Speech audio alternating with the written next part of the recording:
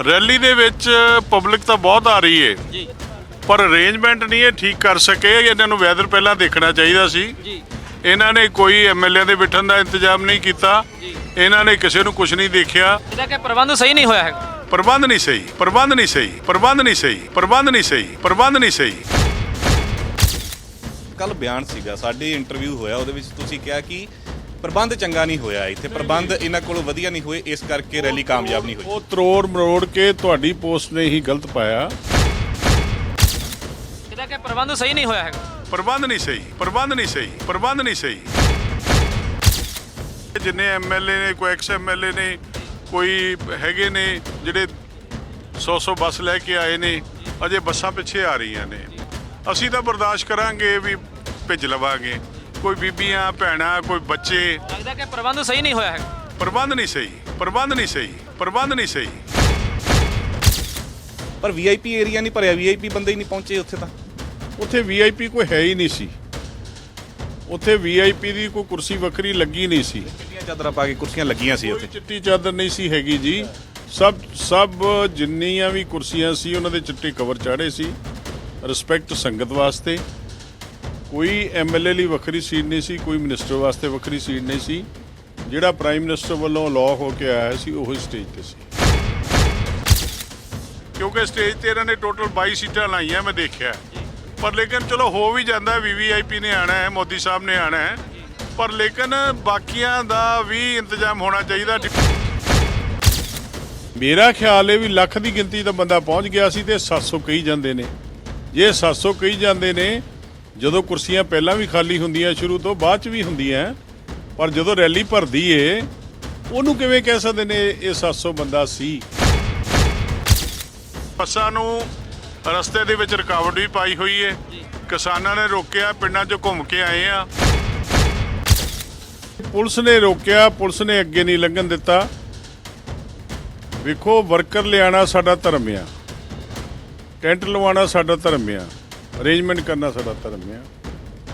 ਕਿਸੇ ਗੱਲ ਦੀ ਕੋਈ ਕਮੀ ਨਹੀਂ ਸੀ।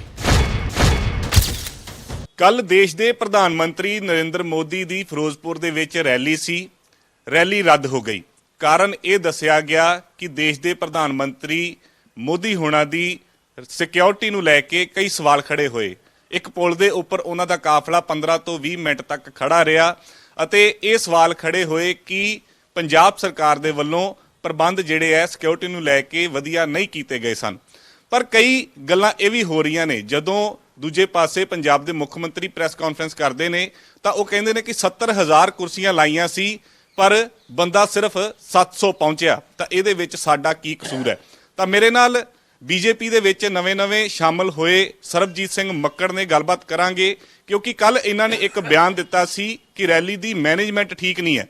ਮੈਨੇਜਮੈਂਟ ਠੀਕ ਨਾ ਹੋਣ ਕਰਕੇ ਵੀ ਉੱਥੇ ਪ੍ਰਬੰਧ ਜਿਹੜੇ ਆ ਸਹੀ ਨਹੀਂ ਸੀਗੇ। ਗੱਲਬਾਤ ਕਰਦੇ ਹਾਂ। ਮੱਕੜ ਸਾਹਿਬ, ਕੁਰਸੀਆਂ ਤਾਂ ਬਹੁਤ ਸੀਗੀਆਂ, ਖਾਲੀ ਵੀ ਬਹੁਤ ਸੀਗੇ। ਕੱਲ ਇੱਕ ਤੁਹਾਡਾ ਬਿਆਨ ਸੀਗਾ ਕਿ ਪ੍ਰਬੰਧ ਇੱਥੇ ਵਧੀਆ ਨਹੀਂ ਗਏ। ਪ੍ਰਬੰਧ ਕਿਵੇਂ ਦੇ ਵਧੀਆ ਨਹੀਂ ਸੀ? ਨਹੀਂ, ਜਿਹੜੀ ਇਹ ਸਾਰੀ ਸਿਆਸਤ ਖੇਲੀ ਗਈ ਪੰਜਾਬ ਸਰਕਾਰ ਵੱਲੋਂ, ਸਟੋਰੀ ਬਣਦੀ ਸ਼ਾਮ ਤੱਕ ਸਾਹਮਣੇ ਆਈ ਕਿ ਇਹਨਾਂ ਨੇ ਕੀ ਕੀਤਾ। ਇਹਨਾਂ ਨੇ ਰਸਤੇ 'ਚ 3 ਥਾਵਾਂ ਤੇ ਰੋਕਾਂ ਬਣਵਾਈਆਂ, ਉਹ ਵੀ ਪੁਲਿਸ ਨਾਲ ਮਿਲ ਕੇ, ਤੇ ਪੁਲਿਸ ਨੇ ਰੋਕਿਆ। ਮੈਂ ਸਾਲਾਂ ਪਹਿਲਾਂ ਮੈਂ ਉੱਥੇ ਗਿਆ ਵਾਂ ਤੇ ਪੁਲਿਸ ਨੇ ਰੋਕਿਆ, ਪੁਲਿਸ ਨੇ ਅੱਗੇ ਨਹੀਂ ਲੰਘਣ ਦਿੱਤਾ। ਵੇਖੋ, ਵਰਕਰ ਲਿਆਣਾ ਸਾਡਾ ਧਰਮ ਆ, ਟੈਂਟ ਲਵਾਉਣਾ ਸਾਡਾ ਧਰਮ ਆ, ਅਰੇਂਜਮੈਂਟ ਕਰਨਾ ਸਾਡਾ ਧਰਮ ਆ। ਕਿਸੇ ਗੱਲ ਦੀ ਕੋਈ ਕਮੀ ਨਹੀਂ ਸੀ, ਪਰ ਲੇਕਿਨ ਕਮੀ ਸੀ ਤੇ ਐਡਮਿਨਿਸਟ੍ਰੇਸ਼ਨ ਵੱਲੋਂ ਸਾਰੀਆਂ ਉਲਝਣਾਂ ਪਾਈਆਂ ਗਈਆਂ ਸੀ। ਹਰ ਕੈਮਰੇ ਨੇ, ਹਰ ਬੰਦੇ ਨੇ ਉਹਨੂੰ ਦੇਖਿਆ। ਮੇਰਾ ਖਿਆਲ ਇਹ ਵੀ ਲੱਖ ਦੀ ਗਿਣਤੀ ਦਾ ਬੰਦਾ ਪਹੁੰਚ ਗਿਆ ਸੀ ਤੇ 700 ਕਹੀ ਜਾਂਦੇ ਨੇ। ਜੇ 700 ਕਹੀ ਜਾਂਦੇ ਨੇ, ਜਦੋਂ ਕੁਰਸੀਆਂ ਪਹਿਲਾਂ ਵੀ ਖਾਲੀ ਹੁੰਦੀਆਂ ਸ਼ੁਰੂ ਤੋਂ, ਬਾਅਦ ਚ ਵੀ ਹੁੰਦੀਆਂ, ਪਰ ਜਦੋਂ ਰੈਲੀ ਭਰਦੀ ਏ ਉਹਨੂੰ ਕਿਵੇਂ ਕਹਿ ਸਕਦੇ ਨੇ ਇਹ 700 ਬੰਦਾ ਸੀ। ਜੇ 70,000 ਕੁਰਸੀ ਕਹਿੰਦੇ ਤੇ 70,000 ਬੰਦਾ ਉੱਥੇ ਸੀ, ਤੇ ਜਿਹੜਾ ਲਾਈਨ 'ਚ ਲੱਗਾ ਸੀ, ਜਿਹੜਾ ਰਸਤੇ 'ਚ ਰੋਕਿਆ ਸੀ, ਉਹ ਵੱਖਰਾ ਸੀ। ਹਰ ਬੰਦਿਆਂ ਨੇ 100 ਬੱਸ ਦਾ ਅਰੇਂਜ ਕੀਤਾ ਸੀ, 50 ਬੱਸਾਂ ਦਾ ਅਰੇਂਜ ਕੀਤਾ ਸੀ। ਕਾਰਾਂ ਤੇ ਡਿਪੈਂਡੈਂਟ ਨਹੀਂ ਸੀ ਹੋਏ। ਕਿਸੇ ਗੱਲ ਦੀ ਕੋਈ ਵੀ ਕਮੀ ਨਹੀਂ ਸੀ।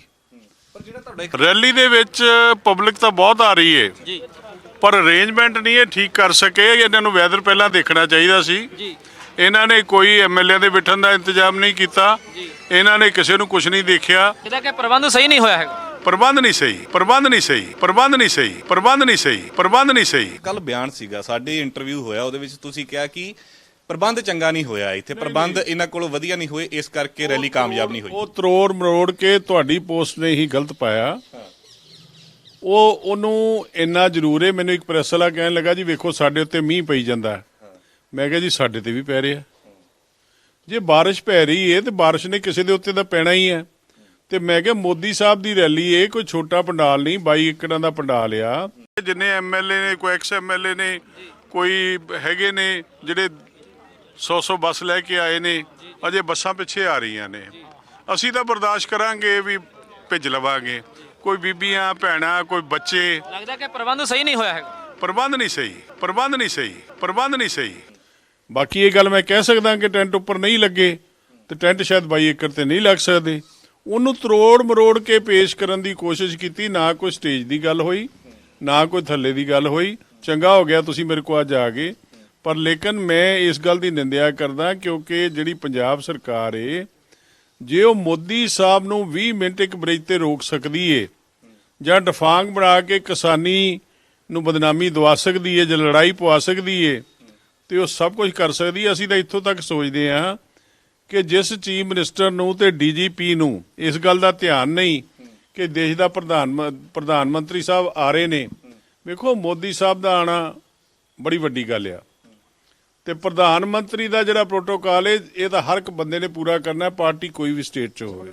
ਪ੍ਰੋਟੋਕਾਲ ਦੇ ਵੀ ਉੱਪਰ ਆਵਾਂਗੇ, ਪਰ ਤੁਸੀਂ ਪੰਡਾਲ ਦੇ ਵਿੱਚ ਪਹੁੰਚੇ ਸੀਗੇ, ਉੱਥੇ ਤੁਸੀਂ ਹਾਜ਼ਰੀ ਲਵਾਈ, ਪਰ ਉੱਥੇ ਤਾਂ ਵੇਖਿਆ ਗਿਆ ਕਿ ਵੀਆਈਪੀ ਏਰੀਆ ਹੀ ਨਹੀਂ ਭਰਿਆ। ਠੀਕ ਹੈ, ਪੰਡਾਲ ਵਾਲਾ ਤਾਂ ਚਲੋ ਨਹੀਂ ਭਰਿਆ, ਤੁਸੀਂ ਕਹਿੰਦੇ ਹੋ ਕਿ ਲੱਖ ਬੰਦਾ ਆ ਗਿਆ, ਪਰ ਵੀਆਈਪੀ ਏਰੀਆ ਨਹੀਂ ਭਰਿਆ, ਵੀਆਈਪੀ ਬੰਦੇ ਹੀ ਨਹੀਂ ਪਹੁੰਚੇ ਉੱਥੇ। ਤਾਂ ਉੱਥੇ ਵੀਆਈਪੀ ਕੋਈ ਹੈ ਹੀ ਨਹੀਂ ਸੀ। ਉੱਥੇ ਵੀਆਈਪੀ ਦੀ ਕੋਈ ਕੁਰਸੀ ਵੱਖਰੀ ਲੱਗੀ ਨਹੀਂ ਸੀ। ਚਿੱਟੀਆਂ ਚਾਦਰਾਂ ਪਾ ਕੇ ਕੁਰਸੀਆਂ ਲੱਗੀਆਂ ਸੀ ਉੱਥੇ। ਕੋਈ ਚਿੱਟੀ ਚਾਦਰ ਨਹੀਂ ਸੀ ਹੈਗੀ ਜੀ। ਸਭ ਜਿੰਨੀਆਂ ਵੀ ਕੁਰਸੀਆਂ ਸੀ ਉਹਨਾਂ ਦੇ ਚਿੱਟੇ ਕਵਰ ਚਾੜੇ ਸੀ, ਰਿਸਪੈਕਟ ਸੰਗਤ ਵਾਸਤੇ। ਕੋਈ ਐਮਐਲਏ ਲਈ ਵੱਖਰੀ ਸੀਟ ਨਹੀਂ ਸੀ, ਕੋਈ ਮਿਨਿਸਟਰ ਵਾਸਤੇ ਵੱਖਰੀ ਸੀਟ ਨਹੀਂ ਸੀ। ਜਿਹੜਾ ਪ੍ਰਾਈਮ ਮਿਨਿਸਟਰ ਵੱਲੋਂ ਅਲਾਉ ਹੋ ਕੇ ਆਇਆ ਸੀ ਉਹੀ ਸਟੇਜ ਤੇ ਸੀ।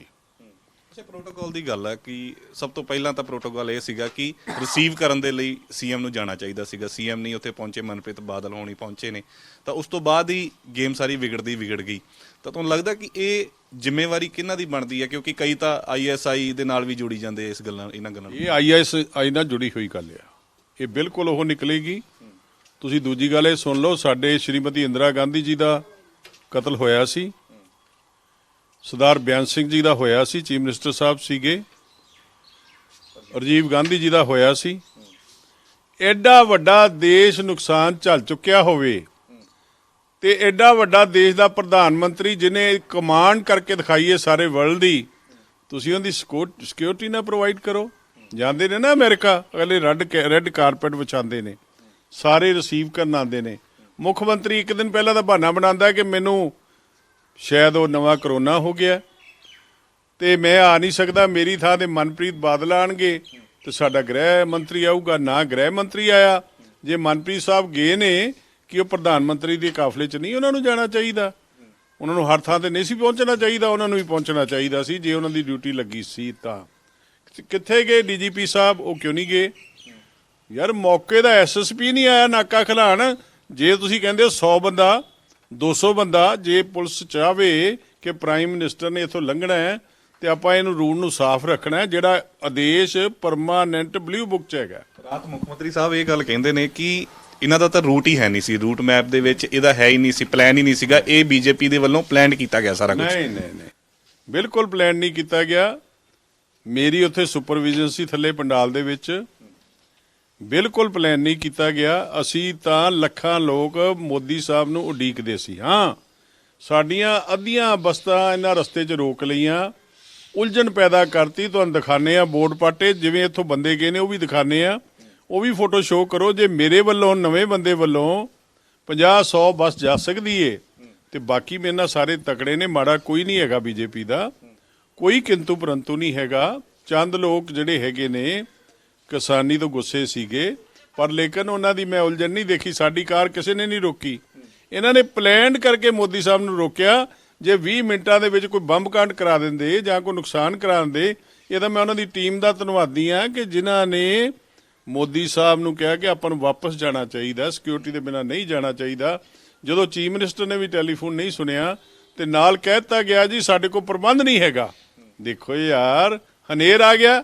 ਇਹ ਦੇਸ਼ ਸ਼ਹੀਦਾਂ ਦਾ ਹੈ, ਇਹ ਭਾਰਤ ਵਾਸੀਆਂ ਦਾ। ਸਾਨੂੰ ਬਲਵਾਨ ਪ੍ਰਧਾਨ ਮੰਤਰੀ ਮਿਲਿਆ, ਉਹਨੇ ਕਾਨੂੰਨ ਬਣਾਉਣੇ ਵੀ ਨੇ, ਉਹਨੇ ਏਡੀਆਂ ਵੱਡੀਆਂ ਗ੍ਰਾਂਟਾਂ ਪੰਜਾਬ 'ਚ ਦੇਣੀਆਂ ਸੀ। ਸ਼ੁਰੂਆਤ ਹੋਈ ਸੀ ਪੰਜਾਬ 'ਚ। ਅੱਛਾ, ਆਈਐਸਆਈ ਦੇ ਨਾਲ ਤੁਸੀਂ ਕਹਿੰਦੇ ਹੋ ਕਿ ਉਹਨਾਂ ਦੇ ਨਾਲ ਲਾਤਾ ਹੈਗਾ, ਉਹਨਾਂ ਨਾਲ ਕਿਵੇਂ ਹੋ ਸਕਦਾ? ਭਾਈ ਸਾਹਿਬ, ਬਾਰਡਰ ਏਰੀਆ ਹੈ। ਅੱਗੇ ਕੀ ਹੋਇਆ? ਅੱਗੇ ਅੱਜ ਤੱਕ ਪਤਾ ਲੱਗਿਆ ਕਿਵੇਂ ਵੀਵੀਆਈਪੀ ਮਾਰੇ ਗਏ ਨੇ। ਵੇਖੋ, ਅਜੇ ਉਹ ਕਾਂਗਰਸ ਪਾਰਟੀ ਦੇ ਨੇ, ਮੇਰੀ ਪਾਰਟੀ ਉਹ ਕਦੀ ਵੀ ਨਹੀਂ ਰਹੀ, ਪਰ ਮੈਨੂੰ ਹਮਦਰਦੀ ਉਹਨਾਂ ਨਾਲ ਕਿ ਇਸ ਤਰ੍ਹਾਂ ਕਿਸੇ ਵੀਵੀਆਈਪੀ ਦਾ ਕਿਉਂ ਮਰਡਰ ਹੋਇਆ। ਤੇ ਜੇ ਕੱਲ ਮੋਦੀ ਸਾਹਿਬ ਦੇ ਨਾਲ ਇਦਾਂ ਇਹਨਾਂ ਨੇ ਕੀਤਾ, ਇਹਦਾ ਤਾਂ ਬਹੁਤ ਵੱਡਾ ਐਕਸ਼ਨ ਲੈਣਾ ਚਾਹੀਦਾ। ਇਹ ਕੋਈ ਪਲਾਨ, ਕੋਈ ਸੰਗਠਨਾਂ ਦੀ ਗੱਲ ਕਰਦੇ ਹੋ ਤੁਸੀਂ ਕਿ ਕਾਂਗਰਸ ਦੀ ਜਾਂ ਆਈਐਸਆਈ ਦੀ? ਕੋਈ ਤਾਂ ਕਿਸਾਨਾਂ ਦੀ ਕਹੀ ਮੈਂ ਕਾਂਗਰਸ ਪਾਰਟੀ ਦੀ ਅਣਗਹਿਲੀ ਦੀ ਗੱਲ ਕਰਦਾ, ਕਾਂਗਰਸ ਜਮਾਤ ਦੀ ਗੱਲ ਕਰਦਾ, ਚਾਹੇ ਚੀਫ ਮਿਨਿਸਟਰ ਸਾਹਿਬ ਹੋਣ, ਚਾਹੇ ਬਾਕੀ ਮੰਤਰੀ ਹੋਣ, ਜਿਨ੍ਹਾਂ ਦੀ ਡਿਊਟੀ ਬਣਦੀ ਹੈ ਉਹ ਹੋਣ, ਅਫਸਰ ਸਾਰੇ ਹੋਣ। ਅਫਸਰ ਨੇ ਤਾਂ ਆਪਣੀ ਡਿਊਟੀ ਤੇ ਰਹਿਣਾ ਹੀ ਹੁੰਦਾ ਹੈ। ਛੋਟੇ ਤੋਂ ਛੋਟਾ ਬੰਦਾ ਇੱਥੇ ਆਂਦਾ ਆ, ਆਈਜੀ, ਡੀਆਈਜੀ, ਡੀਜੀਪੀ ਸਾਰੇ ਰੈਂਕ ਉੱਥੇ ਪਹੁੰਚੇ ਹੁੰਦੇ ਨੇ, ਡੀਸੀ ਸਾਰੇ ਜੇ ਕਮਿਸ਼ਨਰ ਸਭ ਪਹੁੰਚੇ ਹੁੰਦੇ ਨੇ। ਇਹ ਕੱਲ ਪਤਾ ਨਹੀਂ ਯਾਰ ਇਹਨਾਂ ਨੇ ਕਿਹੜੀ ਨੇਰੀ ਲਿਆਂਦੀ ਹੈ। ਕੀ ਚਾਹੁੰਦੇ ਸੀ ਕਿ ਮੋਦੀ ਸਾਹਿਬ ਮੁੜ ਜਾਣਗੇ ਤੇ ਇਹਦੇ ਨਾਲ ਕੋਈ ਬਦਨਾਮੀ ਹੋ ਜੂਗੀ? ਅੱਜ ਸਾਰੀ ਦੁਨੀਆ ਸਾਡੇ ਨਾਲ ਖਲੋ ਗਈ ਹੈ, ਸਾਰੀ ਪ੍ਰੈਸ ਸਾਡੇ ਨਾਲ ਖਲੋ ਗਈ ਹੈ। ਤੇ ਤੁਸੀਂ ਆਉਣ ਵਾਲੇ ਸਮੇਂ 'ਚ ਦੇਖਿਓ ਇਹਦੇ ਰਿਜ਼ਲਟ ਬਹੁਤ ਬੈਡ ਹੋਣਗੇ ਜੋ ਇਹਨਾਂ ਨੇ ਕੱਲ ਕੀਤਾ। ਮੇਰਾ ਖਿਆਲ ਤਾਂ ਕੋਈ ਨਾ ਕੋਈ ਐਕਸ਼ਨ ਵੀ ਹੋਏਗਾ, ਪਰ ਲੇਕਿਨ ਜੇ ਨਹੀਂ ਹੋਏਗਾ ਤਾਂ ਅਸੀਂ ਮੰਗ ਕਰਦੇ ਹਾਂ ਹੋਣਾ ਚਾਹੀਦਾ। ਇਸ ਘਟਨਾ ਦਾ ਪੰਜਾਬ ਨੂੰ ਕੋਈ ਨੁਕਸਾਨ ਹੈ ਆਉਣ ਵਾਲੇ ਸਮੇਂ 'ਤੇ? ਪਹਿਲੀ ਗੱਲ ਤਾਂ ਡਿਵੈਲਪਮੈਂਟ ਕਿੰਨੀ ਵੱਡੀ ਰੁਕ ਗਈ। ਪ੍ਰਧਾਨ ਮੰਤਰੀ ਦਾ ਐਡਾ ਵੱਡਾ ਖੇਤਰ ਹੈ, ਜਿਹੜੇ ਮਰਜ਼ੀ ਸੂਬੇ 'ਚ ਪੈਸੇ ਦੇ ਆਵੇ, ਤੇ ਜੇ ਪ੍ਰਧਾਨ ਮੰਤਰੀ ਐਡੇ ਸੂਬੇ 'ਚ ਪੈਸੇ ਦੇ ਸਕਦਾ ਹੈ ਤੇ ਉਹ ਕਿਸੇ ਹੋਰ ਸੂਬੇ 'ਚ ਦੇ ਦੇਗਾ। ਸਾਡੇ ਪ੍ਰੋਜੈਕਟ ਪਹਿਲ ਦੇ ਆਧਾਰ ਤੇ ਸ਼ੁਰੂ ਹੋਣੇ ਸੀਗੇ, ਉਹ ਇਹਨਾਂ ਨੇ ਕੱਲ ਰੋਕ ਲਾਈ ਹੈ। ਜੋ ਇਹ ਚਾਹੁੰਦੇ ਨਹੀਂ ਸੀ, ਇਹ ਆਪਣੀ ਇਲੈਕਸ਼ਨ ਦੇਖੀ ਜਾਂਦੇ ਨੇ, ਅਸੀਂ ਡਿਵੈਲਪਮੈਂਟ ਦੇਖੀ ਜਾਂਦੇ ਆ। ਕਿਉਂਕਿ ਸਾਡਾ 1 ਸਾਲ ਕਿਸਾਨੀ ਦੌਰ 'ਚ ਲੰਘਿਆ, ਪਰ ਲੇਕਿਨ ਉਹਨਾਂ ਵਾਸਤੇ ਵੀ ਦੁਖਦਾਈ, ਸਰਕਾਰ ਵਾਸਤੇ ਵੀ ਦੁਖਦਾਈ। ਮੈਂ ਕਿਸਾਨੀ ਦਾ ਬੰਦਾ, ਮੈਂ ਅਕਾਲੀ ਦਲ ਦਾ ਬੰਦਾ, ਮੈਂ ਪਹਿਲਾਂ ਸਿੱਖਿਆ, ਪਰ ਲੇਕਿਨ ਇਹ ਥੋੜਾ ਵੀ ਜੇ ਮੈਂ ਸਿੱਖਿਆ ਤੇ ਮੈਂ ਕਿਸੇ ਗੱਲ ਦੀ ਉਲਝਣ ਪੈਦਾ ਕਰਾਂ। ਵੈਸੇ ਤਾਂ ਪ੍ਰਧਾਨ ਮੰਤਰੀ ਦਾ ਪ੍ਰੋਟੋਕਾਲ ਦੇ ਵਿੱਚ ਕੋਈ ਬੰਦਾ ਰਸਤੇ ਬੰਦ ਨਹੀਂ ਕਰ ਸਕਦਾ, ਪਰ ਲੇਕਿਨ ਜੇ ਬੰਦ ਹੋਏ ਨੇ ਤੇ ਇਹਨਾਂ ਦੀ ਅਣਗਹਿਲੀ ਨਾਲ ਹੋਏ ਨੇ, ਇਹਨਾਂ ਦੀ ਪਲੈਨਿੰਗ ਨਾਲ ਹੋਏ ਨੇ। ਬਾਕੀ ਜੋ ਇਨਕੁਆਇਰੀ ਆਏਗੀ ਸਾਹਮਣੇ, ਉਹ ਤੋਂ ਪਤਾ ਲੱਗ ਜਾਣਾ। ਇਹ ਲੁਕਣੀ ਤਾਂ ਹੈ ਨਹੀਂ ਗੀ, ਇੰਨੀ ਇੰਟੈਲੀਜੈਂਸੀ ਲੱਗੀ ਹੋਈ ਸੀ, ਇੰਨੀ ਇੰਟੈਲੀਜੈਂਸੀ ਹੋਰ ਲੱਗਣੀ ਹੈ, ਬੜਾ ਕੁਝ ਪਤਾ ਲੱਗੇਗਾ। ਸਾਡੀਆਂ ਰਿਪੋਰਟਾਂ ਵੀ ਆਣ ਰਹੀਆਂ ਨੇ। ਮੇਰਾ ਕਹਿਣ ਦਾ ਮਸਲਾ, ਜੇ ਕਹਿੰਦੇ ਨੇ ਕਿ 700 ਬੰਦਾ ਸੀ, 7000 ਬੰਦਾ ਸੀ, 70000 ਬੰਦਾ ਸੀ, ਤੇ ਝੂਠ ਕਹਿੰਦੇ ਨੇ। ਜੇ ਕਹਿ ਦੇਣ ਨਾ ਪੰਡਾਲ ਦੇ ਅੰਦਰ ਲੱਖ ਬੰਦਾ ਸੀ ਤੇ ਲੱਖ 2 ਲੱਖ ਬਾਹਰ ਸੀ, ਤੇ ਉਹ ਸੱਚ ਆ। ਧੰਨਵਾਦ ਗੱਲਬਾਤ ਕਰਨ ਲਈ। ਸੋ ਇਹ ਨੇ ਸਰਬਜੀਤ ਸਿੰਘ ਮੱਕੜ ਜੋ ਕੱਲ ਰੈਲੀ ਦੇ ਵਿੱਚ ਗਏ ਸੀ, ਤਾਂ ਉੱਥੇ ਗੱਲਬਾਤ ਵੀ ਇਹਨਾਂ ਨੇ ਮੀਡੀਆ ਦੇ ਨਾਲ ਕੀਤੀ, ਪਰ ਇਹ ਸਿੱਧੇ ਰੂਪ ਦੇ ਵਿੱਚ ਇਹ ਕਹਿੰਦੇ ਨੇ ਕਿ ਕਾਂਗਰਸ ਪਾਰਟੀ ਦਾ ਬਹੁਤ ਵੱਡਾ ਇੱਕ ਪਲਾਨ ਸੀਗਾ, ਪੰਜਾਬ ਪੁਲਿਸ ਦੇ ਨਾਲ ਰਲ ਕੇ ਇਹ ਸਭ ਕੁਝ ਹੋਇਆ ਹੈ, ਪਰ ਇਸ ਦਾ ਆਉਣ ਵਾਲੇ ਸਮੇਂ ਦੇ ਵਿੱਚ ਪੰਜਾਬ ਨੂੰ ਵੀ ਵੱਡਾ ਨੁਕਸਾਨ ਹੋ ਸਕਦਾ ਹੈ। ਕੈਮਰਾਮੈਨ ਮਨੀਸ਼ ਦੇ ਨਾਲ ਮਨਦੀਪ ਸਿੰਘ, ਡੇਲੀ ਪੋਸਟ ਪੰਜਾਬੀ, ਜਲੰਧਰ।